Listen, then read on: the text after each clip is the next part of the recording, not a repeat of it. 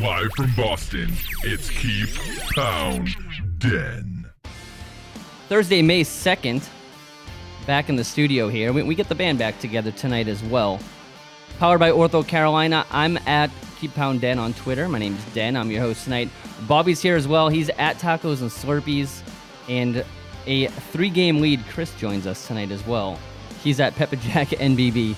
You can listen to, subscribe, and or watch the podcast on iTunes, Google Play, Spotify, and over on the RiotReport.com. We're here tonight via the Riot Network. What's going on, guys? So much to get through tonight following the NFL draft. Our buddy Edgar Salmingo Jr. is going to join us in just a little bit as well as we go a little deeper into this new draft class. We're going to play some fill-in-the-blanks games tonight.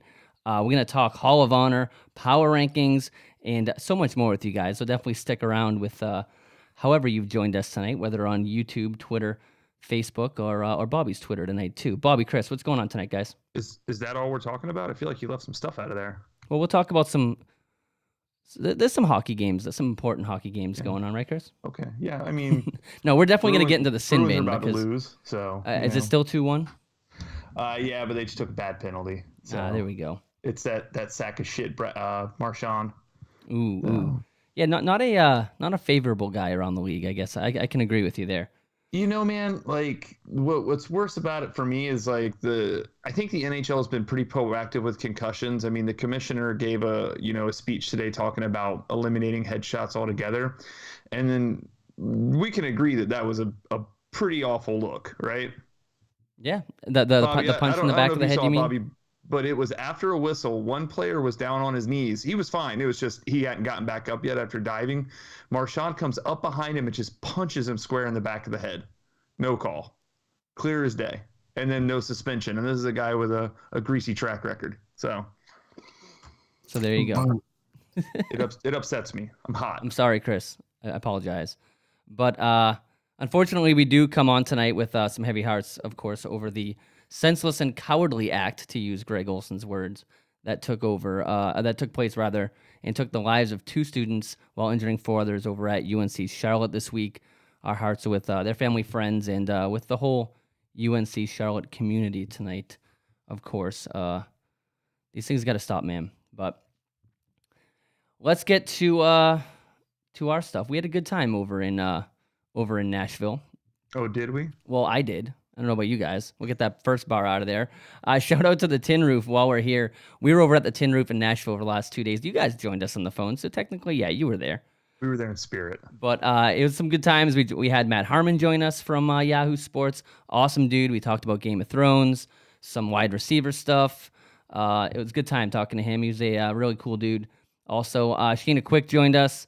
Sheena's so cool to us. We played a fun game with her about see how quickly she could identify 40 times. So if you haven't seen that was a lot of fun. Vince Richardson from the Riot Report here basically called day 3. Said they should trade up for Greg Little, and lo and behold, they do trade up 10 spots. So awesome talks. I know it's in the past. It's not really podcast material, but we talked to Ollie over in London. T-Bone from FNZ called into us. We had a good time over there in Nashville, but let's talk about Nashville, guys. This is our first show back after the draft. So, of course, one of the main topics here is the draft. Bobby, we got you guy Brian Burns. Yeah, we did, man. I mean, that's all you got? At this point he's our guy? Well, it was Bobby's guy since like December, but yeah, I guess it is our guy. He's not your guy. Let's make sure we're clear on this. So you've made your point clear on this guy. Well, my guy was Brian Burns, and then I jumped onto the Dillard train. So I'm not talking about that part. I'm talking about the important part. Oh, the Spider-Man part. Yeah, that's terrible. Yeah, that's the best news, man. Well, he's like obsessed with Spider-Man. He's like worse than you guys. Yeah, see, that's the thing. I'm not obsessed with Spider-Man. I really like Spider-Man, but he is my 3rd favorite Marvel character, and he's still better than any DC character. Fact. So. Oh man. Well, hey, crazy time down the draft. I never thought that he would fall down to 16. First of all, that's what Bobby kept saying, and that's where I was at. That there's just no way he's going to be there. So at one point, I think Vince Richardson had Greg Little at 16 as well. So the fact that they did have to trade up, we've gone over this draft talk. It's kind of not to beat a dead horse here, but they did have to trade up for him. But the fact that they got both of those guys in the first 2 rounds, when I don't even know if they knew they would get one in the first round, is pretty remarkable. We're going to talk to our guy Edgar here in a minute to talk about some of the other picks. Of course, Brian Burns, Greg Little, and starting quarterback week 1, Will Grier were the first 3 big picks. That's a joke, by the way. I don't want anyone to jump down my throat Man, you here. ain't got to apologize to nobody. It's your show. Say what you want to say. No, I don't really think that. I'm just trying to get a response here. But, Bobby, I know you had a big opinion on Will Grier. Mm-hmm. I was pumped because you can never. We make fun of Dave Gettleman a lot, but Right. him, reaching for Daniel Jones there. One of his quotes was, "You can never have too many good players at one position." Maybe Where did we hear that before? True, but maybe you could make the case that money wise, that might not be a good idea. But he's right. I mean, what negative is it that to having a good quarterback on your roster, even if he's the second guy, unless you're just worried that he's going to take over Cam's spot? I think it's more that he's not good. You don't think he's good? I watched him play a lot being in the ACC. I just don't. I mean, he lit up a couple D2 schools, but when ACC play started, he really didn't do much. I think that this is that Archie Manning shadow government thing that's going on where he's really running the Giants. And, this was David Cutcliffe material, so he was basically the third Manning kid. I mean, think about it. Cooper and Peyton and Eli, they're always hanging out in Durham with and you get the hometown story. You show him wearing the Panthers gear. I mean, I think that do you think that played into it a little bit? Have a guy Who was that wearing Panther gear? Wasn't Grier? We're talking about Daniel Jones. Oh, I thought you were talking about Will Grier. I was like, I don't even know where you were going with that. Okay. Yeah, you let in with talking about Gettleman and Gigantes and being yes. a bad pick. Okay, I steered you the wrong way. I thought we were talking about Grier the whole time. But yeah, I mean, copy and paste all the same for Grier. Okay. So you do or you don't like Will Grier? Now I'm really confused. I have no problem with Will Grier. I think he played in a gimmick offense. I said ACC. That should have been a big point. You should have known that. I don't know. West Virginia's not ACC. I skipped over. I'm just kind of looking at the Bruins score here, Will Grier, I mean, he's fine, but to say that was the top quarterback on your board, I feel like that's probably bullshit. Like, I don't know how you have that guy ahead of Kyler Murray. Yeah. But I feel like we could have still gotten a starter in that with that pick somewhere. And I think that was the quote that anyone on the board wasn't going to start. So they looked at him as like the best value, which isn't wrong. No, but I still think you can get a starter there. I mean, wasn't Hooker on the board and the Saints took Chauncey Gardner, right, like right after. Still trolling us on that Week 17 game. I thought those would have been the picks. I thought maybe see what happens with these safeties, which we'll get into in a little bit. But I don't know. I'm okay with it. I can deal with it. It's not the end of the world, but best case scenario, he never sees the field, and that's that. And he pushes our man Cam. Yeah. Bobby, I think feels differently about this. I don't know, man. I just think a lot of people are too sensitive. To be honest, it's been almost 9 seasons we haven't drafted a quarterback. I don't see what, I get taking them in third, but their business. If they didn't see anybody they wanted in front of Will Grier, and they figured he was the best player available for what they want to do at that time, they took him. You look back at last season, Will Grier had maybe one bad game. I know I heard Chris mention the gimmicky offense, but reality of it is most quarterbacks are in a gimmicky offense that fits their style. Yeah, that's fair. Will Grier was that. He had one bad game. I think it was against Kansas back in October. I can't remember how many. I know they won the game, but I can't remember how many picks he threw. But it was like one bad game. Ironically enough, here's a guy that started off in Florida, a la Cam Newton, left and remade himself in West Virginia. So when you take a look at Will Grier, hometown kid, I'm sure he was expecting to come to more hometown love than what he's gotten from Panther fans. But the reality of it is, Will Grier can throw a football. Is he the most accurate in the world? No. Was this a definitive draft for quarterbacks? No. I think personally, everybody kind of threw Kyler Murray as the best quarterback in there just because he was the except for Dave Gettleman. Well, we don't know who that guy is anymore. So, I mean, everybody kind of threw his name up there because he was the hot name. But after Kyler Murray, like literally, if you asked probably 100% of GMs in the NFL, they will probably give you a different list of guys every single time. Do I think Will Grier was the best quarterback? Clearly, no. He was drafted in the third round. Do I think he's the best quarterback for Carolina right now? Absolutely. Well, because when we had Matt on in Nashville, he was talking about how a lot of the analysts actually did have Will Grier ranked as the second quarterback. That is a fact. I mean, if you guys remember, we were talking about this guy going possibly in the first round just a few weeks before the draft. So I was still surprised to see him there in the third round, and right before we took him, probably about 20, 30, no, actually it was 45 minutes. I remember about 45 minutes before we took him, I tweeted, how would you feel if the Panthers took him with the 100th pick? Because I had a feeling it was going to happen. It just, everything played out for him to end up in Carolina. I think he will be a starting quarterback for Carolina one day, possibly next season. We may even see him as early as next season. I just think we need to suck it up and realize Cam is taking a beating. The inevitable is going to happen. He's going to leave or retire eventually. And we just have to realize that I can't take it back, man. I told you guys, listen, I'm a Panthers fan before I'm a Cam Newton fan. We just got to be realistic. Cam is taking a beating, and we've starting to see him slow down. We're starting to see him second guess himself when it comes to health. I mean, heck, man, the guy couldn't even throw his own Hail Mary, and I'm not buying into the fact that all of a sudden he's so heavy, so healthy and ready to go. Every offseason we hear the same crap. We've been hearing it for almost 9 years. I'm not buying it. I'll believe it when I see him throw a ball more than 20 yards. If he gets on the field and he throws the ball more than 20 yards, I then want to see him throw it 30, 40, 50, 60 yards. I want you to prove that you're healthy. The moment he shows us that he's healthy, maybe some of that Will Grier talk will go away. But as of right now, Will Grier deserves every bit of the hype and the talk that he gets about replacing Cam Newton this season, because Cam Newton did not show us a reason why he should have been the starter coming into next season being healthy. So until Cam shows us that he's healthy, this Will Grier talk should continue.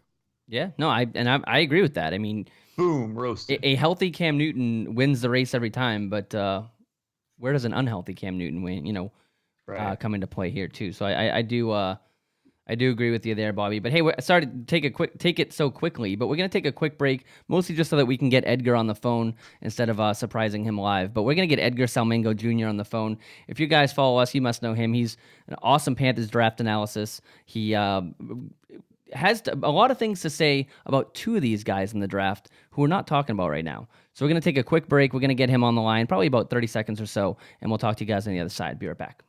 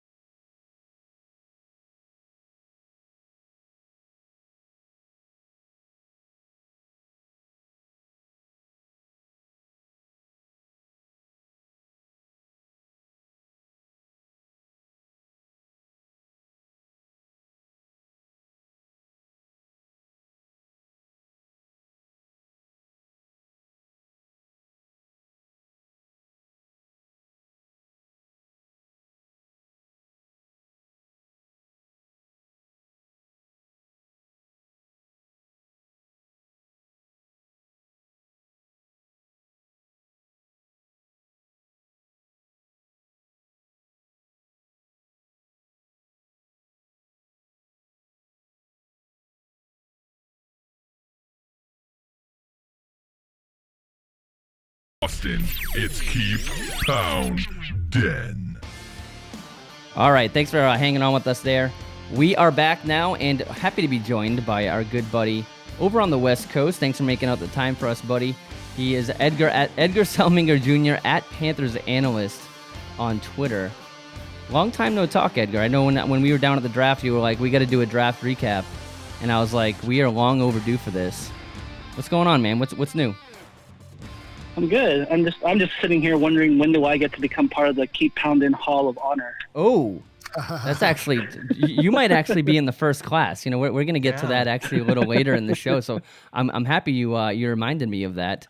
But Edgar, man, you did a hell of a job. You, Billy Jean, you guys always work so hard letting us know who these visits are and letting us know a lot about these guys that the typical fan honestly just may not know.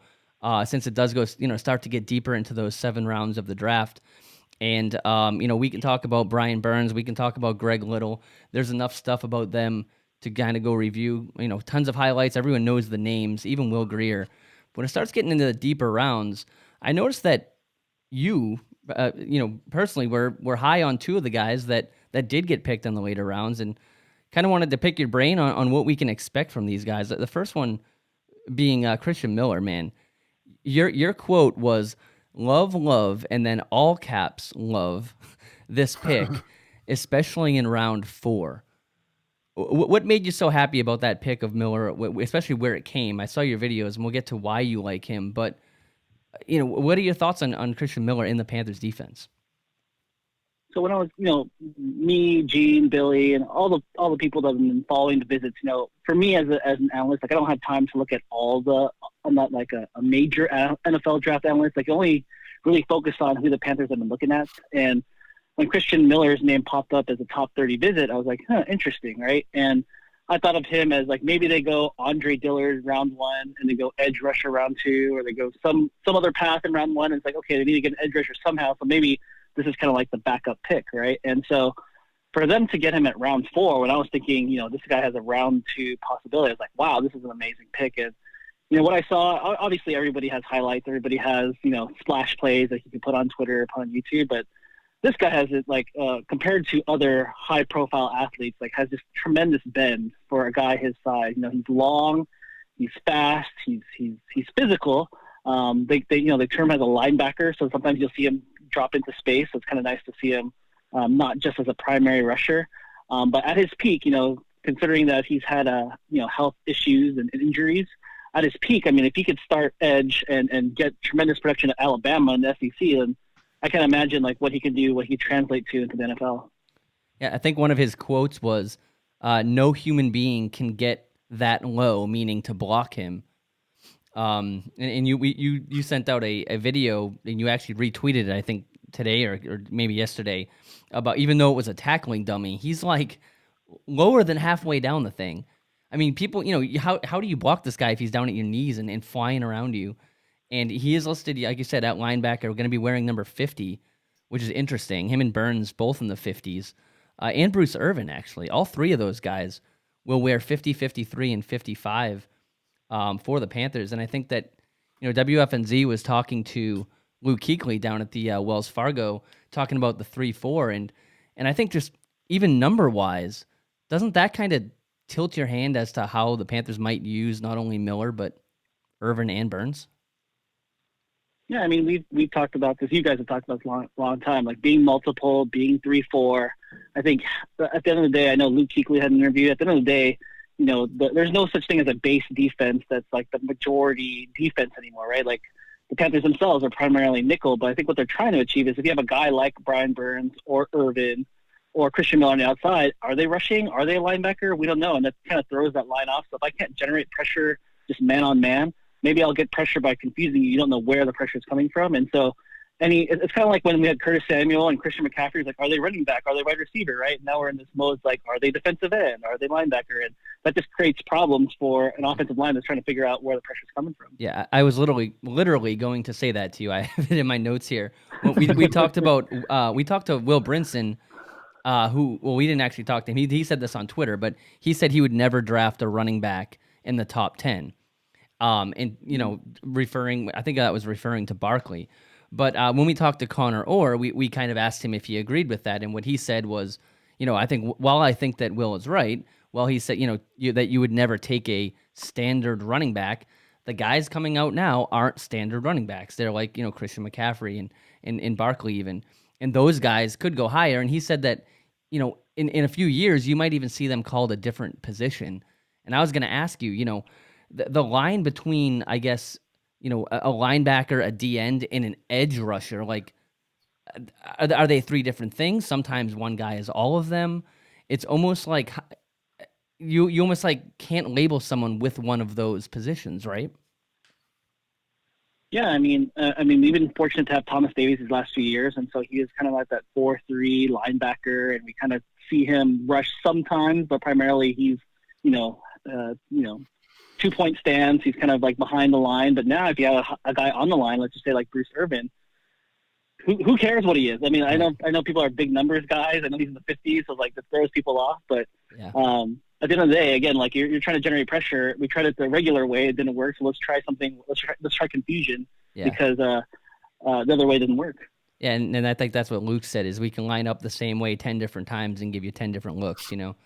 And you're right. I mean, I have the draft class graphic up on the screen, and Brian Burns was listed as a DE, and we got a lot of comments. He's not DE, he's edge, and I'm like, all right, well, where do we start? You know, drawing that line as to like what their position is. So that's funny.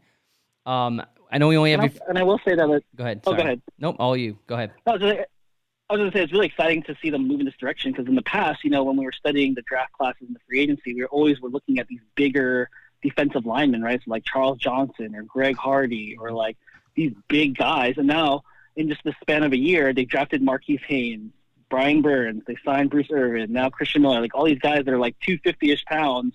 Mario Addison was drafted at that size. So like it's really exciting to see them totally shift philosophy from when they used to draft like these heavier guys and now going to light and fast, and it could be really exciting. I'm into it. Get to that quarterback. You know, I'm glad you brought up Marquise Haynes because that's somebody I in our little group text we were talking about over the weekend. Like, how many linebackers / defensive ends are we going to carry? You know, and I feel like I think Christian Miller is a significant upgrade over him. Don't get me wrong, but like realistically, how many of these guys are going to make the team when you talk about Andre Smith and Jermaine Carter and Marquise Haynes all from last year's draft class to now add these new guys plus Bruce Irvin in? Yeah. I mean, I know it's a 3-4, so you're going to have more of those guys on the field, but yikes, you know, flooded at the position. Yeah, and for me, like I went on, another podcast. I know a good friend of Dan for Panthers Source, and we talked about draft philosophies. And I feel like I'd rather be really strong in one area and have a hole like in safety than be like average everywhere, you know. And so to see all that competition at edge, Irvin and all these guys, Haynes, all those linebackers you mentioned, like it's only exciting to like I'm going to get the best of the best at that position. I'm not going to be like at safety or a different position where I'm just going to settle for the guy I just happen to have or just sign off the street. Like if they could get on the field after these, you know, all these other great players that are around there, like I'm going to be very confident that this defense like will be high quality because they had to go through all these players to even get on the field. Yep, keep your strength strong. I think that's a Dave Gettleman deal, right? Yes. Hey, Daniel Jones. Hey, Edgar, real quick, man. It's Bobby. How you doing, man? Hey, Bobby. I'm good. Good. Hey, man, quick question for you. There was a lot of complaining, just to put it out there, a lot of complaining and frustration about the Carolina Panthers not taking the safety in the first 3 or 4 rounds. How do you feel about that, and who do you think Carolina has their eye on?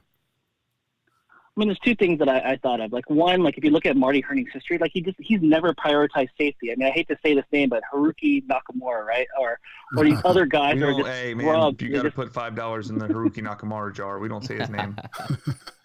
Dang it.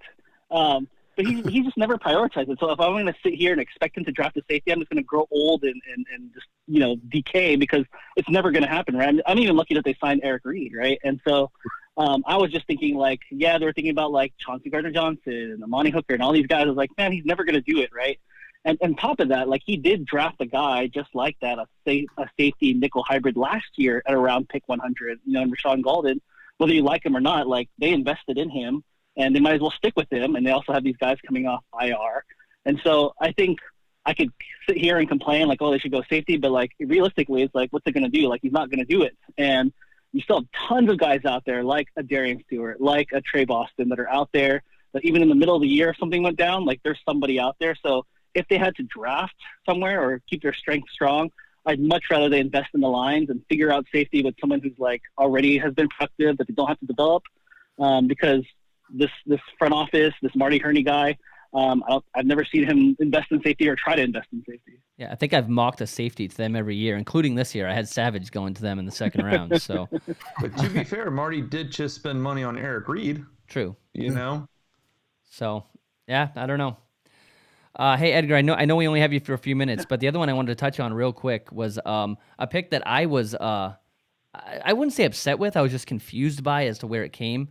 And that was with Scarlett in the 5th round, and you know I just didn't know anything about him. And then when I looked at kind of his my first glance at his tape was he seemed like a bruiser back that we've heard, you know, Why would he work when C.J. Anderson or Stewart didn't work as far as really implementing a two-back backfield? But, I think you said the same thing I did. The more you look at him, the more you like. He's very strong, very balanced, and breaking tackles. How do you think this works out with him and McCaffrey? He had a lot of good things to say about him. He said that he does bring a bruiser style, but also can play that McCaffrey style and looks forward to complimenting him. You've done a little more deeper work than I have. What can you say about Jordan Scarlett here? So for me, what was really exciting is that in Jordan Scarlett and the undrafted free agent Elijah Holyfield, running back out of Georgia, they got two guys that just consistently break tackles and get tons of yards after contact. And I know the knock on Christian McCaffrey is like, oh, he's too light and he can't break tackles. But as we saw last year, and even just his offseason pictures of him being like super jacked, right? Like these guys can just physically impose their will on defenses, right? And so someone like Jordan Scarlett, even though he had some off the field issues, he was suspended for some games. Like at the end of the day, you watch him and you just see oh, here he goes, he's going to be tackled for a loss. Oh, and then he got 3 or 4 yards, right? Or he's about to break 10 yards. All of a sudden he takes it to the house, right? And so it's really exciting to see that their philosophy of running back is let me just wear the defenses down. You can't tackle our guys man on man. And you're right. At the end of the day, who knows how they're going to use Scarlett or Holyfield or Cap, or they're just going to use McCaffrey 100% of the time again.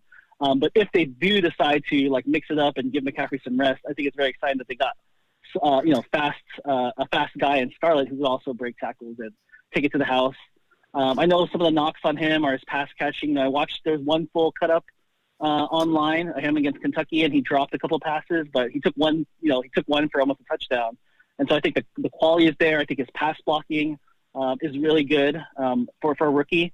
And so I think he has potential. And at first I was upset too. It's why a running back? There's so many other things. But I could see why they would be enthralled or excited by a guy that could, take it to the house and break tons of tackles and get tons of yards after contact. Yeah, we'll see if they can solve the mystery of really bringing back a two-back backfield since Williams and Stewart. But hey, Edgar, man, thanks for hopping on. Hey, you said it was a weird flex, but you have kind of nailed the last, 3 first-round picks for the Panthers. You picked McCaffrey, Burns. Did you get DJ Moore in there? No, DJ. I picked Jair Alexander, but he was gone. And then I picked Vernon Butler, which was not exactly. You did take Vernon Butler. That was the first time we had you on. We talked about that draft. And interesting you bring up Vernon Butler now, not exercising that option. So we've come a long way. Our friendship has lasted as long as the Vernon Butler contract, basically. So not that it's over. I'm just saying it started. That's when it started. Enough that I could call you Hacksaw. Yeah, do you guys see that?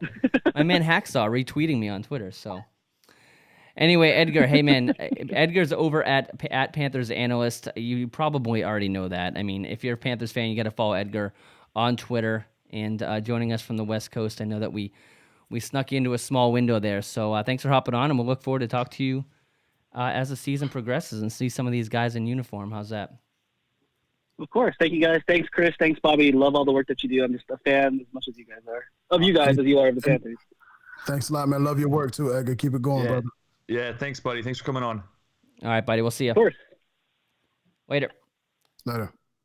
And that is Edgar Salmingo Jr. at Panthers Analyst, the GOAT, if you will. Well, that was fun. Oh, man, Edgar gets a game this year. I forgot we played in San Francisco. There you go. That's actually a perfect reason that I need to go meet Edgar out in San Francisco. I didn't even know that. So yeah, I sat with him 2 years ago opening day. Well, we sat a row behind him, but directly behind him. So anyway, I'm sitting here in my burnt popcorn smelling house. I didn't even tell you guys that fun story. You did tell us. Well, I told you guys, but I didn't tell anyone else to hear. So real quick, I have this I always forget that there's other people. I feel like there's other people in the world. Yeah, I have this really inconsistent microwave, and I crush popcorn all the time, and so it different brands it doesn't pop enough, so I have to put it in for another 30 seconds. So the other night while the Bruins game was on, I didn't want to miss the end, so I went and threw a bag in, and I put it in. And it came up 3.5, and I in my head I was like, that meant 3.5 minutes. Yeah. So I just hit, I'm going to do 4 minutes because usually I had to do another 30 seconds. So I hit 4:00. Now, I'm not exactly sure what I did, but I came down to my kitchen basically on fire. There's smoke everywhere. The bag looks like a nuclear bomb was dropped on it, and it still smells in my house 3 days later. I think I put it on either power 40 or power 400. And there's basically nothing left to the popcorn bag. It's been 3 days. My house still smells like burnt popcorn. It smells like cigarettes almost, which I don't smoke. None of us smoke. What kind of popcorn are you buying? Exactly, yeah. Pop Secret butter. You got to get, maybe it was the butter that burnt. Ooh, I tell you, it's the goat of popcorn? What's that? The Boy Scout popcorn that they sell every year. Okay. Like, I buy the 40 count giant box. Yeah. Lasts me all year. Nice. Well, anyway, we hung out on the And draft. it's for a good cause. So yeah, I've never heard of that. I'll buy some. Yeah. We hung out on the draft topic too long. One thing I did want to mention as I was going through this, it's kind of, I don't know, kind of surprising that Carolina did spend 5 of their 7 draft picks on the offense. Brian Burns and Christian Miller were the only 2 defensive picks. So two good ones, but really did spend a lot of time on the offense. So anyway, we spent a lot of time on that one. Let's get to, we talked a little bit about safeties with Edgar. So now, draft's over, no safeties. What is the plan for safety? Like, where do you find, I'm calling it the safety valve? Trey Boston is obviously the big name out there. Mike Mitchell thrown out today. Mike Mitchell didn't play bad last year, though. He did get hurt. He only played. Pass. You think so? Okay, both of them. I'm just throwing it out. I'm just throwing names out there because I think at this point Eric Berry's health is just it's too Not much to worth the gamble risk. on, I don't right? even want Barry. And then do you have Cersei? So it's based or is I don't know if it's Cersei or Cersei. I've heard both Cersei. names. Cersei. So Boston is like everyone's kind of waiting on this, but do you think this is gonna happen or what? I mean, how long do you play this out? I'd love for it to be Trey. I said the same thing. I think right before our preseason show started, I was like, he's not on the roster now, but he'll be there week 1, and then I think week 1, I'm like, he'll be here week 2, something. But I don't know. Well, when was Reed signed? I think that 4? him getting cut was, a byproduct of, him standing up for what he believed in and Jerry not agreeing with it because there's no other reason. There was no reason to cut Trey Boston when we cut him. None. Yeah. He was a 4th round pick still on his rookie deal. It made no sense. Yeah, no, I agree.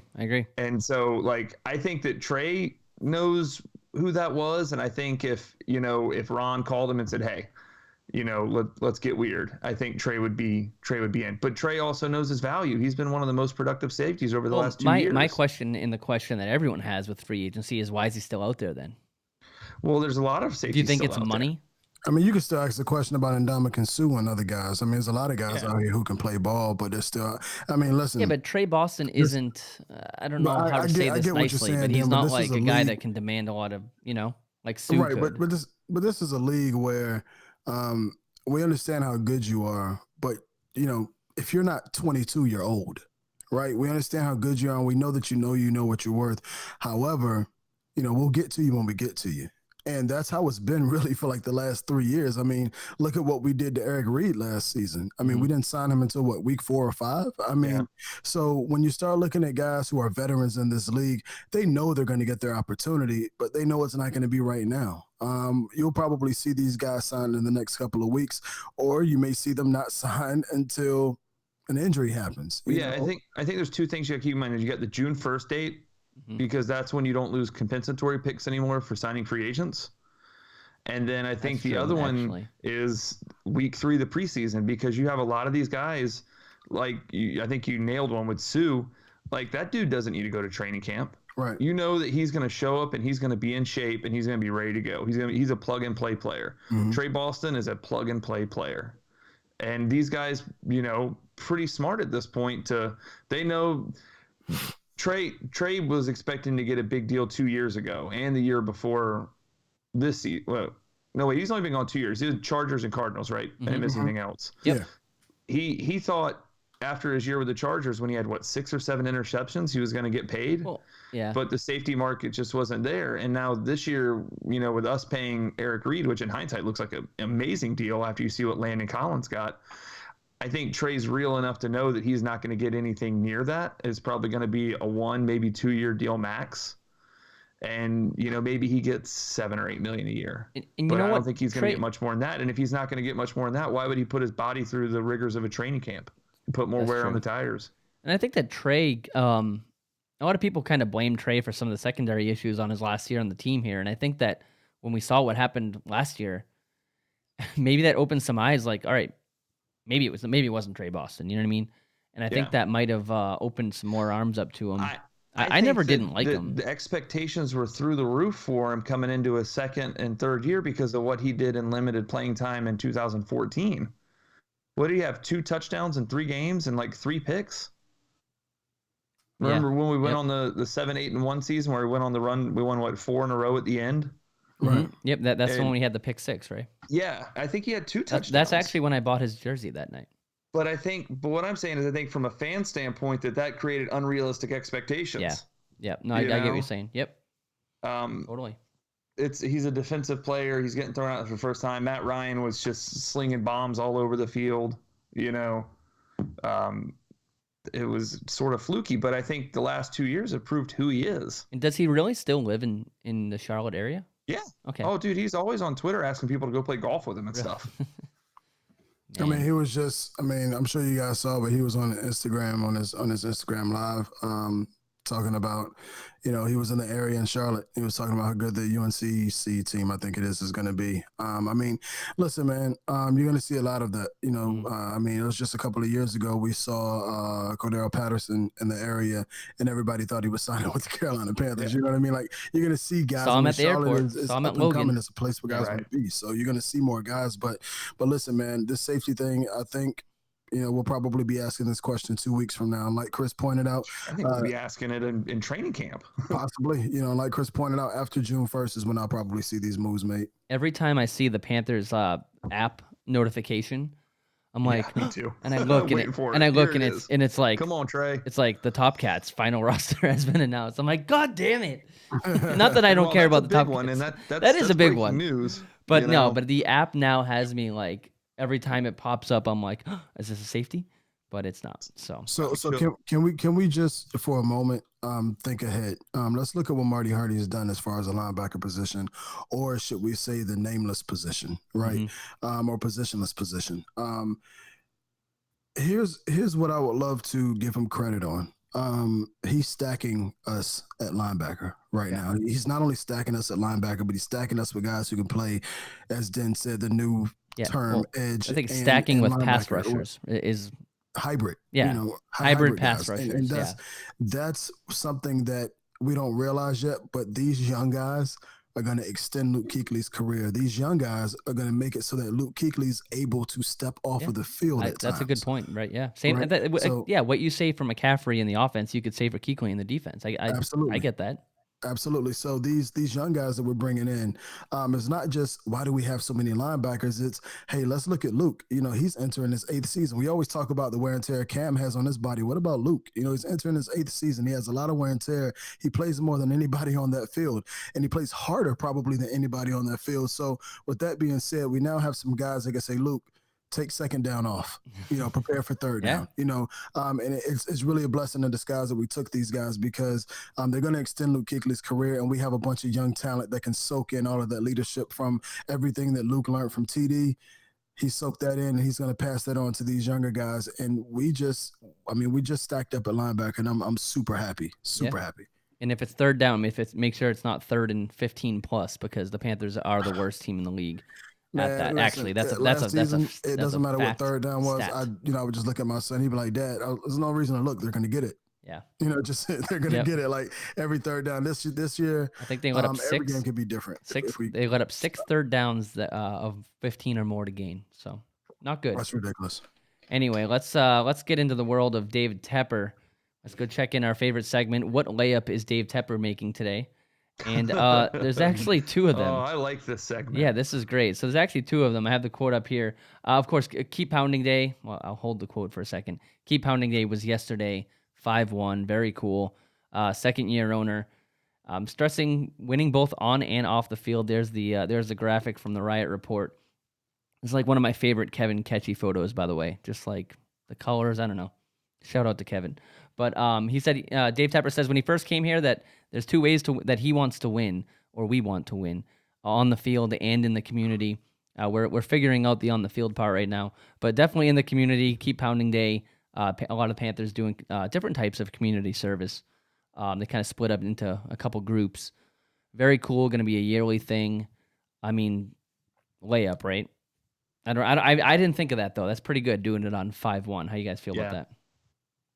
But we know we've got a good marketing team. The other part of that is, and actually adding to that today, I was going to talk about it anyway. The Hall of Honor. We were calling it the Ring of Honor. Apparently, it's a hall now.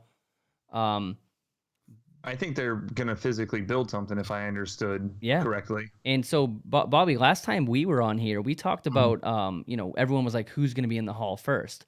And I said, I think it's going to be a group of players. It's not going to be one guy. And apparently, that's kind of where they're going. I don't know when they're going to really do the ceremony. It sounds like it's going to be a Monday thing. Okay. Although, did you see the clip today of Dave Tepper? Yeah. Talking to somebody. I actually have the sound clip here. Let me let me play it right here. So what I got for you is we're going to expand the Hall of Honor. Oh, goodness. So you're going to be in the first class of that expansion. Is that Pep? I think that the voice was edited so you couldn't tell who disguised. it was. I mean, it sounds like I couldn't tell if it was Pep or like the guy that's on like Unsolved Mysteries, like the silhouette. That's like no, I know what you're talking about. I mean, here's the thing about saying that they're going to put in one person. You can't, because you can't just put in one person to start. No. Because who do you value more, Smitty, Pep? Guys like you can't just do that one person. He just said it there. He said you're going to be part of the first class. Right. So, which is good, and I love the thought of class. It's almost like the actual Hall of Fame, right? So you're not just putting in one guy. You're putting in a class, and it's about time that we see some retired numbers up there outside of 51. Yeah. So I don't think they're going to retire numbers though. I think that okay, hold on, let me rephrase that. I think they could retire certain numbers, but I don't think they're going to retire all the numbers. Right. They might hang up, like, let's be real. There's probably only 2 or 3 that need to be retired, and you can start with 89 and you can 51, and then I think you can take the argument from there on. Nobody's worn 89 since. I can't imagine anybody's going to anytime soon. 51's done. 90, probably. I think that's worthy. But I don't think they're going to retire 17 and 69 and. Well, 17 is Godwin right now, so he'll have to figure something out. Can I say they gave that number away very quickly. I get very irritated when I see people walking around with Jake's number. I don't know why. It's because he was the first GOAT. Yeah, I mean, you mean jerseys? It like rubbed me the wrong way. Like I couldn't get a Funches jersey because I still have Jake's jersey in my closet at 17. It just makes me feel weird to see number 17. I know it technically shouldn't be retired, but it just makes me feel weird. So I have it up on the screen here. We have our card game here. We'll call it filling in the blanks, whatever. We have a couple of these cards. First one up there right now is the first group of players to be added to the hall will be. What do you think that first group is? I'm thinking it's going to be maybe 4 guys. My guess, Smitty, Pep. I got 3. I got Gross. I don't know. Do you put Khalil in already?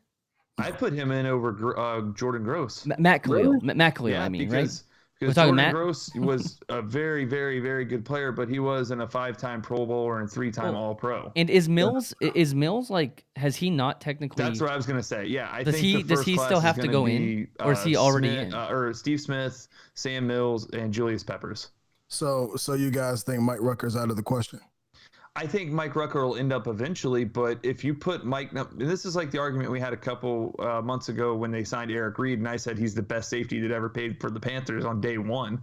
Mm-hmm. Like, I think Mike, we got to talk about Moose too in that category. But with Mike Rucker and Mike Minter, the Mikes, I don't want to sully what they've done, but if you look at their careers, statistically speaking, they were very, very average players. They were just what we had, and we latched onto them. If that's the case, then you have to put guys like D'Angelo Williams in. Well, yeah, I mean, I don't think you can go that far. I don't think he would want to be in just because of how petty he is. Hey, but so this specific question was the first group, like so. But aside from that, I have another question for you. Does Jake Delhomme go in? Yeah, he does. He has to. Why? But why? Why does he have to? He went to a Super Bowl. Mm-hmm. They lost. He's number 2 in every passing category.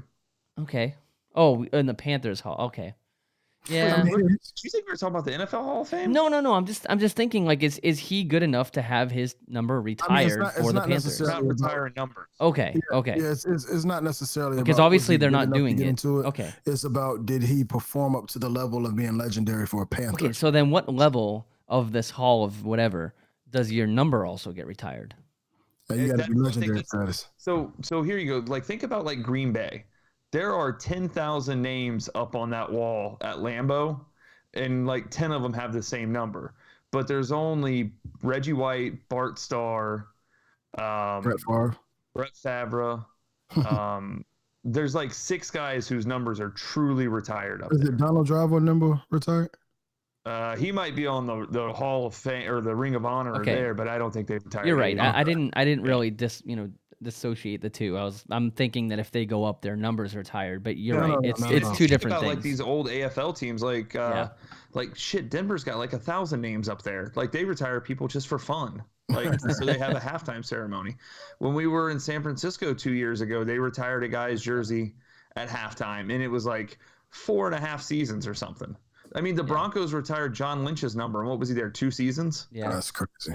Like again, like you're doing that. I mean, you're honoring a player. I'm not taking away because John Lynch was one of the best safeties of a generation. Yeah, but he played 2 seasons. No, obviously you got TD. To me. Like that'd be like us retiring Reggie White's number. Yeah, right. I hear you. And John Casey, I think, is a great one here from YouTube. Brenton Burson, definitely. 100%. Yeah, no one ever. He wore 10. He wore 11. What do you go with? All of them. No one cut the grass better than him, at least. So. He also wore number 2, so you got to retire. Yeah, that's true. Oh, but Jimmy Clausen's gonna have that one retired. Who? Shit. Clausen, yeah. Yeah. Anyway, hey, while we're on this fill in the blanks, let's hop into another card here. Get your comments on social media. Thanks for hopping on with us and hanging out with us, guys. What's this one here? Filling in the blanks. When the Panthers picked Will Grier, my reaction was what? My reaction, honestly, was, holy shit, they did it. I didn't think they were going to do it. Not that I was mad, not that I don't agree with it, but I was more shocked that they actually did draft him after all that talk. So you thought the talk was just for nothing? Well, I thought, because like the Patriots were throwing him out there, and it's like, oh, usually when the Patriots talk about a guy, they want someone to take him before they do at a higher price. And but then how many teams meet with a guy that many times and talk about him that much, and then they don't take him when the opportunity's there? Yeah, I was just like, wow, they really did it. That was my reaction. What was your reaction when they announced his name? Oh, I was like, hey man, we're investing in life after Cam. That's cool with me. I mean, everybody wants to invest in, what if Christian McCaffrey goes down, and what if Cam goes down? You got to have somebody. I'm not saying Will Grier is going to be the next guy to take us to the Super Bowl, but they tried. They tried to protect us in case he goes down, and that's all that matters to me. I was happy with it. Yeah, Chris, what was your immediate reaction? Was it were you puzzled? Were you happy? Well, I think that we all, I mean, once again, I reference our legendary group text, and I think we knew what was coming. We knew what was going to happen. I think for me, it was a sense of pity. And, hear me out here. There's a certain segment of the Panther fan base that just no matter what, Cam Newton's never going to be good enough for them. And Will Grier on day one just became the face of that group. Mm-hmm. Cam could start 5-0 next season with 25 touchdowns and 0 picks, and they'd say, well, he missed number 26. We should bench his ass and get Will Grier out there. I affectionately refer to it, like many other people do, as F-150 Twitter. A lot of these people, their avatars are of them wearing their military grade sunglasses. I think that you guys know what I'm talking about here. And Will Grier could be the nicest kid in the world. I don't know a ton about him. I know, based on everything I've heard, he's got a great family. He's from Charlotte. So, that's great. But he just became something that he probably has no idea that he is the face of today. I mean, here's the thing. Chris, you can sugarcoat it. I'm not. I mean, we know people don't want Cam playing because he's a black quarterback. People may not like the color of his skin. They don't like his attitude. They don't like his swagger, and that's all good.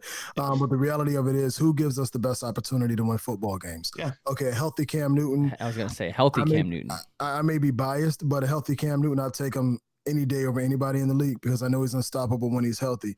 Here's the thing. Is he healthy? If he's not healthy, then I'm fine with Will Grier being our starter on week 1. But I want to see my quarterback next season. I want to see Cam Newton healthy next season.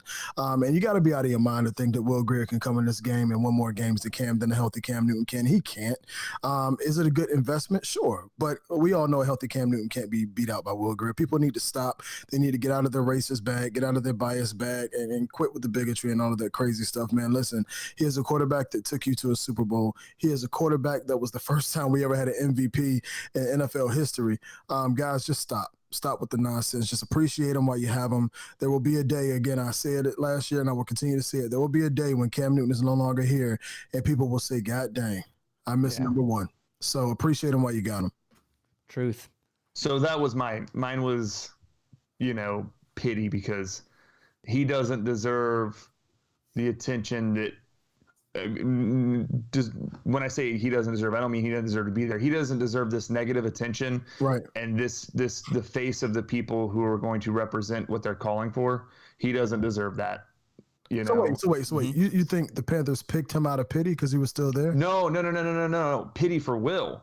I'm okay. saying because of what he's going to represent to a certain fraction of the fan base. Gotcha. Okay. My apologies. True. All right, moving on these cards here. Sorry, I'm just looking at our time. We have a bunch to get through in the next 15 minutes or so. So, Chris, you'll like this one. Worst song and dance. Worst song and dance. Taylor Swift's new song, Me, or Dave Gettleman saying that Daniel Jones will sit for 3 years. Oh, man. Well, we've already been talking shit about Uncle Dave, so I think I got to stick with that. And it's a Duke player, so, yeah. So, hey, I have to give you my take on featuring, that, on the Taylor Swift song, Daniel too. Jones. Because you're a big Taylor fan. You're obviously you're not going to say a bad thing about Taylor. The new song, pretty good melody, pretty catchy. Mm-hmm. Awful, embarrassing lyrics for an artist at her level. I'm sorry. Okay. As a musician, I'm just going to say that. Maybe they're not her lyrics, but they're pretty bad. They're hers. They're pretty bad. But honestly, Daniel Jones, how quickly does he get into this game? It's not 3 years. Is it halfway through this year? I think that Eli starts all 16 this year, You do? unless he's hurt. Because let's be real, the Giants are a dumpster fire on the field anyway. So he starts all 16. He rides off into the sunset, and then he's your starter next year. Okay, Bobby, you think that Daniel Jones sees the field this year or no? I see Daniel Jones being traded in 2020. I think they will keep him on this team for a year. Dave Gettleman will ship him off in 2020. Why do you say that? I don't think he sees the field unless Eli gets hurt. Wait, why do you think he would ship him off so quickly? Because he's Dave Gettleman. True. Yeah, but Uncle Dave's not one to admit mistakes. He may not admit mistakes, but he will try to correct his mistakes. That's the thing about him. He may not, and he comes up with all type of excuses about why he's correcting his mistakes. Same way, hey, we don't pay people to trade him.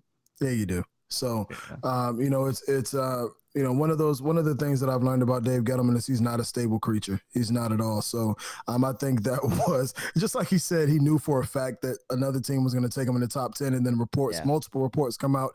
And there was even a journalist, I forgot who it was, but he stated that he talked to a lot of GMs and all of them say that Dave Gettleman's lying. Nobody was going to take him in the top 10. I saw the Redskins Gettleman's GM. trying to justify his pick. Gettleman's going to backtrack on that pick, man. So I think that Daniel Jones does play this year. I think that they're going to be so bad Preseason? that no, I mean in the regular season, and I think that the pressure is going to be on Dave Gettleman to put him in. It's going to be one of those things where like you were kind of saying with Cam and Grier. I think that you're going to say you took a guy at 6. Let's see him. You're not going to sit your guy that you took at 6. They're basically going to cut ties with Eli this season. No, I don't know if they'll cut ties with him. I mean, they've benched him. They benched him before. I mean, I just think that they fans did mention might. That one game. That's a good point. So that streak's not intact anymore. I just think but that I think if they start Eli's losing, going to retire. Yeah, if they start losing early, you don't think that fan base is going to be all over them?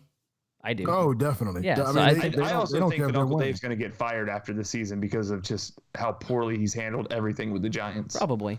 I mean, he traded Odell Beckham for the 17th pick in a draft. With all due respect to Dave Gettleman, He has a great resume. When you look back the last 10 years, he has an excellent resume. Well, the last 15 years, he has an excellent resume. But you don't deserve a job, Dave Gettleman. You've done your good stuff in the NFL, but maybe you can go do something. Go back to scouting, what you were doing before, for the New York Giants. Yeah. But you suck. You need to give it up. I'm trying to think of which player said it because there's so many disgruntled now. There's Williams. There's OBJ. There's Josh Norman. I forget which one said this, but they said Dave Gettleman is very good at evaluating talent. He doesn't know how to handle people, though. Well, yeah, this is something we've Great always said. quote. He has no bedside manner. Yeah. Steve Smith said that. Oh, Smitty said that. Yeah, Smitty everybody said that. you just said has a valid argument, but Josh Norman, that's on him. No, that's Smitty. Yeah, Smitty said that, actually. Yeah. So Josh Norman not being with the Panthers is 110% on him. Oh, yeah, that's a money thing, because too. that shit went to his head. He hired a guy who had never negotiated an NFL contract before. And then he went to Hollywood and was on SportsCenter and First Take and everything for like 2 months straight. yeah. Like, that's on Josh Norman. All right, let's get this final card out of the way. I wrote this thinking Panthers, so, however you guys want to answer it online. Most exciting thing right now that we have the draft, now that we have the whole new draft class, new free agents, maybe a new safety, what are you guys most excited to kind of see finally take the field? For me, it's to see Christian Miller and Brian Burns get around the edges because we have not seen that at all. A little bit of Peppers 2 years ago, but when's the last time you saw a Panthers team get after the quarterback time and time again? And I think that they might have the guys to do it this year. So that's what I'm looking for is specifically those two guys, Burns and Miller. Bobby, we'll throw it to you. What are you kind of like really, really waiting to see right now? You want me to be completely honest with you? No, I want you to lie. No, be honest. I'm excited to see if Will Greer is going to be our starter week 1. Oh, boy. I hate to sound like the rest of the guys in the media. Wait. But you're excited like you want him to be the starter week 1, or like that's like you're like that's a sleeper pick for you? That's the only thing that's playing. Because here's the thing, my excitement I can contain when it comes to what I know is going to happen. I know Christian Miller's going to ball. I know Brian Burns are going to ball. I know those guys are going to ball. I'm concerned about my starting quarterback. That's where my excitement starts coming in. Is it going to happen? Is it not going to happen? Where's the hype going to be around? Is Cam Newton going to be healthy? Is he not going to be healthy? That's where my focus is. I'm excited to see my quarterback, my franchise MVP, Cam Newton, start week 1. But I'm also excited to see if he isn't ready to, let's say, week 3 or 4. I'm excited to see Will Greer get the start to see how well he can handle the pressure. Well, there are people saying that if Cam's, I know he's reportedly ahead of recovery, but what if they want to hang on to him, sit him a couple games, if that would ever happen? I guess that's a possibility, but not. I don't really buy into it. But this process will show us if Ron Rivera learned anything from last season, right? This is going to show us. I mean, he lied to us for 9 weeks, and he continued to lie to us after the season until he finally admitted it. Yeah, we knew Cam was hurt. So this is going to show us if Ron Rivera has learned anything. If we see Cam Newton come out there week 1 and week 2, still doing the same stuff he did last season, that's what I'm excited. I'm not excited to see Will Greer replace Cam Newton. I'm excited to see if he has to replace Cam Newton as a starter for the first few weeks, if he's ready for the moment. That's different, right? I get you. I like how you put it that way. Okay. All right, let's move on. I'll see Riverboat tomorrow night. I'll ask him. Yeah, let us know. Let us know. Let's move on to our last real quick topic here. Hey, Chris, this is one of your favorite things. It's officially power ranking season. Ooh. The Panthers have fallen very hard in the first NFL.com power rankings. Oh, wait, power ranking football? That's oh, yeah, yeah. Ranked 26th right now, and I'm going to read it. Mostly because they didn't take a receiver in the draft. Did anyone else? Yeah. Did anyone else notice Carolina avoided taking a receiver? They did take a receiver in the draft. That Godwin guy. They did, yeah. Yeah, nice high 7th round pick. But then it kind of has a knock on Christian Miller. I guess he put on 44 pounds at Alabama by eating SpaghettiOs. Just his stock just went way up in my book. That's awesome, first of all. And then they kind of said that with their first 2 picks, they did what everyone thought they would do by taking Brian Burns and Greg Little. Yeah, that's not bad. and calling Will Greer Cam Newton's caddy. I don't know. If you look at the Panthers and really can say honestly that you think they're the 26th ranked team in the NFL with a healthy lineup, then yeah, but you just put I don't that know. asterisk on there yourself with a healthy lineup. And as Bobby's just told us, we don't know if the most important part of that lineup is going to be healthy. But in most of these, if Will Greer starting week 1, I think 26 is generous. Yeah. well, I mean, here's the thing, Dan. I'm gonna tell you this. It's like I tell you every season. You gotta stop thinking with a fan hat on. Like, I understand that, we're Panther fans and we're always gonna see the behind the scenes that everyone else doesn't see. But you have to keep in mind, nobody believes, these guys still don't believe Cam Newton will be ready by the season start. So with that being the case, nobody believes in the Panthers if Cam Newton ain't behind center. Let's just be honest. But if this text was 26 because Cam Newton is hurt and can't throw I'm not going to say that. Well, I'm just saying, if it said that, I would have been like, okay, but that fine. doesn't get them clicks, Dan. But to rank them 26 because they didn't add a receiver? Well, like, they don't even know who's on the depth chart. They're not going to state the obvious. Chris, well, didn't you bring that up last year? We just signed Chris Hogan, which is solid. We got guys that are going to perform this season. Young guys, DJ Moore, Curtis Samuel, Jarius Wright, still got Torrey Smith on the roster. Chris Hogan, Christian McCaffrey's going to catch. It's not about that, Dan. You know that, man. Every time it comes to the Panthers, there's always some lie or some roundabout article that they have to make to avoid what they really want to say. It's all about Cam, man. You nailed it, man. They just want them clicks. Yeah. Anyway, I thought they do it just to make you mad, and they achieve that. Yes. I mean, here's the thing, man. 26th, when you have a question mark over the engine that makes the team move, I don't think that's bad. I'm just being realistic. When you have a question mark over the main person who moves that team and you don't know when he's going to be ready, if I were a journalist or whatever, sports writer, whatever, and I had to line all of the teams up, and I didn't think Cam Newton was going to start the season, and I had to rank teams right now, I would rank the Panthers probably 21st. I was going to say I'd throw them right around 16, 15, right in the middle. No way. In the middle. No way, Dan. That's where they finished. So you're saying without Cam Newton? Oh, I didn't hear you say without Cam. I'm sorry. Yeah. If Cam Newton has a question mark, there's no way you rank him in top 20. Okay, no. You're right. I didn't hear you right. I thought so. Right now, if you as a non-fan were ranking the Panthers, where do you put them? 21st at best. At best, if Cam Newton, if I think Cam Newton is not starting week 1, at best 21st, at worst 24 to 26. All right, cool. I agree with that. May 2nd, so I could give two shits about what power rankings. Well, that's why. Man, you got me excited. I thought we were gonna power rank something fun. Oh well. I will let you do something fun here, Chris, because in the last few minutes here, we're gonna bring something back that we haven't done in a while, even though it's probably the most relevant it has been in a while, and that is getting in the sin bin with Chris. Bruins still up 2-1 right now, Chris. Are we going to have the inevitable Bruins Hurricanes? Because I don't really know what we would do in that regard. This would be a tough show. Well, the good news, buddy, is we don't have to worry about that because I just don't see them getting through Columbus. I know they're up tonight, and this is to tie the series. This isn't when those like games are in Boston. It's very like different. we are tomorrow night in Raleigh. But it's now 3-1. I want to point out some facts. We started doing this probably mid-January. Yep. The Hurricanes have led the league in scoring and in points since we started doing this. Maybe we kickstarted them. I don't know. Hey, Chris, even better stat.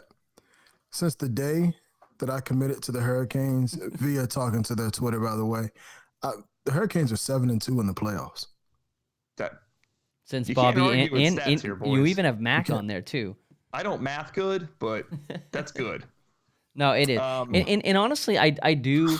If the Bruins, I'm from Boston, born and raised. I know I'm not a Patriots fan, but Bruins my team. If they're not in it, I really, really do want the Hurricanes to win it all for you guys, for everyone that's listening to this that's a Panthers fan. We've been a One Carolina podcast for a long time. Yeah. I feel like it's, I don't have a better word than it's just greasy of you to go back on that. Like you're turning your back on our listeners. You're turning your back on, hashtag One Carolina. So, we'll see what happens with this series. Bruins up 3-1 right now, but so do you guys realize what it's like being black, having to explain to your black friends about hockey? No, I don't know what that's like. So like I have a good friend of mine that I talk to every day, and he's just like calling, and I'm like, hey man, I'll call you back. I'm watching the game. My team's playing. He's like, your team isn't in the playoffs. I'm like, my team is in the playoffs. And he's like, watching the Sixers game. I'm like, I'm not talking about basketball. He's like, what are you talking about? I'm talking about hockey. He was like, what? I was like, I'm talking about hockey. So they put me in this group chat where they were saying I wasn't black anymore because I watch hockey. So I was like, so I'm explaining to these guys what icing means because I was just so excited I learned all of these terms. So I'm explaining to these guys what icing means. They actually turned to the game and they're texting me like, when am I going to see a fight? I'm like, it's more to the sport than a fight. Yeah. So they all get upset that they didn't see a fight. Long story short, I'm not black anymore. They're upset because they didn't see a fight. And hockey sucks to them. So I tried to bring over a new culture to my people, and I was rejected. So here I stand alone. You know what, man? You're spreading the good word. Yeah. And that's what's important. You know, there's always room for you on my bandwagon, pal. I had a friend. I don't care what anybody says. I had a friend who thought icing was when they clean the ice. No, that's Zamboni. Yeah. Anyway. So go ahead with your real quick. You took up all my time with Bruins talk, so I am reclaiming my time. You got a minute on the clock. A minute on the clock. We scored 2 goals in the final minute last night. Boom. You've only scored 3 goals tonight. It's embarrassing. No, so the Canes are now the favorite in Vegas, which how the hell did we get here? Oh, wow. You know? When I was in Vegas in March for the basketball tournament, they were sitting at 35-1, and now they're 4-1 as we wake up today. And the Canes have been like the darlings of the analytics world all season, and it didn't really start clicking. I mean, they were playing good hockey at the beginning of the year. The goals just weren't there. You know, they were leading the league in shots on goal. They were, you know, they probably led the league in pipes, but you know, they don't keep track of that. I'm sure somebody keeps track of it. Right. But bottom line, man, this team's clicking on all cylinders. I think that there is just this undeniable spirit within that locker room that they know that they're not going to win because nobody's going to out-hustle them. If you watched Game 7 and that double overtime thriller against the cheating bastards in Washington, the reason they won that game is because of conditioning. The Capitals could not do anything. And it was just going to be a matter of time of beating Holtby. I mean, the puck in the entire second overtime was in the Caps into the ice. So I think that just that grit, that grind, you know, the real ones will get what that means. Oh, yeah. But I just – it didn't really hit me until this morning. I was at the game last night, and the atmosphere there, Luke, I think they're going to sweep tomorrow, you know. Whether we get Boston or Columbus in the next round, I'm hoping for Columbus because that means we have home ice. And, you know, we haven't lost at home since mid-March. I think we've won 11 out of the last 12 at home. We get a week off to get our guys healthy. We should have a full lineup by the time they come back. They're going to be a tough out, man. They're going to be a tough out for anybody. Yeah. Now, part of that with me saying I hope they play the Blue Jackets is because the Bruins are a little more physical. And I don't think they have the scoring touch that the Blue Jackets have. But, you know, they've got David Backes, who, you know, 5 years ago was one of the best two-way centers in hockey. He's just their goon now. I mean, you saw a shot earlier of him taking out Bobrovsky. But that physicality does worry me about Boston, but I don't think it'll be an issue. I don't think they're going to get past Columbus. So, well, we'll see. 3-1 now, and that will tie the series and bring it back home to Boston. And like I said, ask Toronto how that goes in the playoffs. Well, but Toronto didn't have Sergei Bobrovsky. Like Toronto would have. You just got to rattle them a little bit. Dude, Toronto has had garbage in goal for years. And, you know, Frederik Andersen, he had a decent regular season. But when you've got the kind of players playing in front of him, like Mitch Marner and Michael Nylander, Austin Matthews, Patrick Marleau, and John Tavares, I mean, they had like 6 20-goal scores and 2 40-goal scores. I mean, there's a lot of firepower there. You're not going to have enough time to get pucks on net, but in the playoffs, it's a different game. And that's why I think goaltending wins out most of the time. The better goaltender in this case is Sergei Bobrovsky. So, yeah, I don't care about any of those guys you just mentioned. No, that's fine. Anyway, you don't have to. Anyway, we're gonna wrap it up here, Chris. Thanks for your sin bin. That was great. It's been a while, but hopefully, like I said, if this starts getting a little real, I'll have my real. No, I mean a lot more real as far as me and you on different sides of the fence here. That's fine. We both know who's going to go harder, so it doesn't really matter. Anyway, let's wrap this up. It's a few things. Don't click on the wrong thing here. Few things on the web regarding Christian McCaffrey. Christian McCaffrey is huge, by the way. Spoiler alert. NFL on Breaking ESPN. Christian's been lifting with that worried face. Is Christian turning into the Hulk? His arms are ridiculous, and now showing up in is it Olivia Copo's likes over there on I don't know. He's bulking. That was the Barstool joke. Maybe he's bulking up to get ready to fight Danny Amendola because looks like there's a new. Who are you talking about? Olivia Copo was Danny is. Amendola's. I think that's how to pronounce her last name. Was Danny Amendola's ex-girlfriend, and the one that he kind of went on his Instagram rants on about them breaking up. Well, in hockey, they would chirp each other and somebody would call her sloppy seconds, but the hockey segment's over, so we can't talk about that. Well, Christian's bulking up now and feeling good about himself, so he's showing up in her likes now on her very risque photos. And I'm here for it. I'm all about it. It's about time we took something from Patriots fans. I know he's not a Patriot anymore. Hey, we got Chris Hogan. He was like their yeah, third, and him too. best Yeah, lacrosse okay. player. This is our year. So Yeah. I mean, it's crazy because Christian McCaffrey ran into her in LA and they started following each other from there, which is recently. So interesting. What's really up? Interesting. Yeah, and by the way, Christian obviously over the last few years putting on a ton of size. Going back to the first pick, Brian Burns, a lot of concern about his lack of size, but mostly he'll tack on some mass. That's the thing. It's like look at McCaffrey. It's not impossible for him to get big. Like I said, I did see Brian Burns. He literally looks like a power forward. Like he's not NFL big. But I'm whatever. All he needs to do is get to the quarterback, and maybe that's how this league's going. Here's what bothers me when we talk about people and saying that they're undersized. What people don't realize is a lot of coaches don't want these, especially college. They tell these players you're not going to get above this size. When you get to the next level, then you can bulk up. But while you're here, I need you at this weight. Stay here. So when you get to the NFL, then you have a new coach that says, hey, we need you to gain this much weight to play you at this position, and this is what we want you to specialize in. So this isn't anything new. People just overreact, they always call guys undersized. Listen, when you get to the NFL, you will bulk up to be the size that they want you to be to play the position that they want you to play. When you're in college, coaches keep you at a certain weight for a reason. Yep. And now that he's here in the pros, he's surrounded by guys who are in the gym all the time. You look at the Panthers Snapchat, you'll see these guys in the gym. Listen, these guys are going to go at it. Burns is not going to be the size come week one. What's their new thing? Is it Fit Friday or something? Yeah. Flex Friday. That's the Flex Friday. Flex Friday. Tomorrow, Flex Friday is coming out. I just started I just started a May push-up something. You start off at 5 push-ups and you keep doing more push-ups every day. And you have to do like 72 or something at the end of the month. So if you guys don't see me, brag. Well, no, I'm just saying if you don't see me, it's because I didn't make it. So we'll see. Or because you're doing push-ups. Yeah. Anyway, there you go. Shout out to the Panthers draft class. There it is, the graphic up there. You can check that on the Riot Report. And everyone that joined us over in Nashville.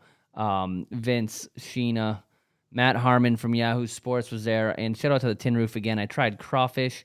You can check all those videos out while we were down there. And did you have a 151 floater on that crawfish? No, is that a thing you do? No, I would have done it though. Oh, okay. Party. So just really quick, if you do not follow Den on Instagram, same exact name from Twitter, follow him on Instagram. You'll see a lot more of the footage from, because I don't think you plug your Instagram enough, Den. Well, I just started using it again because like I used it for like, hey, look at all these cool beers I drink. And it's like, I never used it for like photos, but now that you can do the story and the Instagram TV, and right. we can actually turn the video sideways. We'll start using that a lot more. So you'll see some of the stuff up there, and a lot more stuff live this year. Now that we have this wonderful rig, so that was a good time. Got some quick breaking news here, guys, that you guys didn't pick up earlier when I said it. Mm-hmm. When I said I was going to see Ron tomorrow, the Hurricanes just announced he is the siren sounder for the game. So Canes 26, Islanders 0. So there you go. So Chris, I had to take the goal horn off our soundboard, by the way, to add my Why? Nashville, because I had to add the Nashville intro. So I'll put it back. I figured the Canes would be out by now, so I took it off. But Disrespectful. yeah, I'll put it back. Hey, Bobby, really I feel like we're the one Carolina crowd, you know, Yeah, and we Den's, really are. Den's one Carolina when it's convenient for him. That's So, right. When they're not it playing really is. Boston, I think that's fair. What's wrong with that? Chris, you flip know what's flopper. crazy? I went into a sports store today, and I walked in, and I was like, man, I can't find it. I was like, hey, do you have any Carolina Hurricane shirts? He was like, we're all sold out. Yes. I was like, in Virginia? Really? Like, nobody cares about hockey here in Virginia. What the heck? well, I mean, they take warning, you know. They do. So, Clearly, they do. So I'm like, wow. So I guess it's really catching on. yeah, it's real, dog. Anyway, thanks for that shout out, Bobby. See us getting some follows on Instagram. So yeah, maybe I'll have to do more Instagram snaps and stuff. Anyway, Yeah, do more Instagram and raise my pay rate. I just got you. there you go. We'll talk about that in your next review. Anyway, we went way over tonight. We're excited about the draft. Thanks to Edgar Salmingo Jr. for joining us. That was fun. And the Cane sweep, we're really excited about that. And yeah, check out the Canes tomorrow, and we will catch you guys next week. And dude, looking forward to this season. Looking forward to some of these new jerseys. I might have one. I don't know. I see you buying a Brian Burns jersey, Bobby. What do you think? Yeah, wait, we were talking about that beforehand. Did you notice the change on the jerseys, Den? No. So you know where the shield resides on the collar? Yep. Right in the middle. It was replaced with the NFL 100 logo. Ah, very nice. Very nice. Well, hey, Gotta there's get a it. fun fact. Anyway, hey, we'll talk to you guys next week. Check out the podcast tomorrow morning sometime. And keep pounding, guys. Go Canes.